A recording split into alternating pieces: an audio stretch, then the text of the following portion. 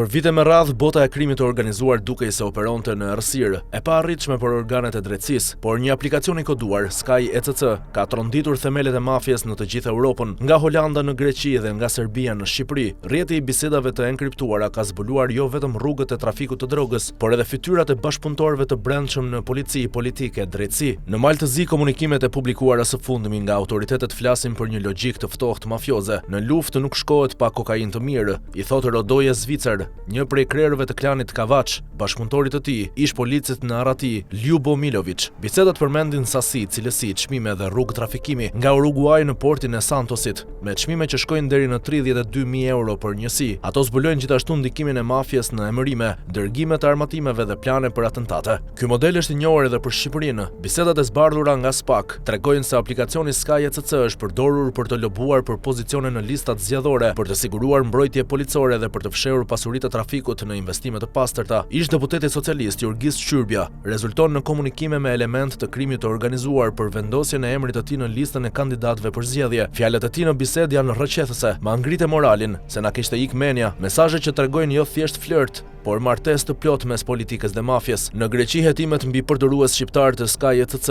zbuluan se policët grek kërkonin drogë në këmbim të shërbimeve, ndërsa bisedat përmendin shifra, emra dhe udhëzime operative. Po kështu në Shqipëri, identifikimi i baçevanëve, personave që kujdeseshin për pastrimin e parave, nxorri në dritë një infrastrukturë kriminale të integruar. Sky ECC nuk është thjesht një aplikacion, por një arkive të vërtetës kriminale të Ballkanit. Zbërthimi i tij ka ekspozuar fytyra, struktura dhe mbi të gjitha bashkëpunimin e heshtur të institucioneve që duhet të mbronin qytetarët. Nëse në Maltëzi autoritetet kanë nisur procese penale të nivelit të lartë, në Shqipëri heshtja mbetet përgjigjja zyrtare më e zakonshme në vend që të shërbejë një sinjal alarmi për një reformë të thellë. Sky ECC rrezikon të kthehet në një dosje tjetër që mbyllet në sirtar, sepse aty ku mafia flet, por shteti hesht, drejtësia vdes në heshtje.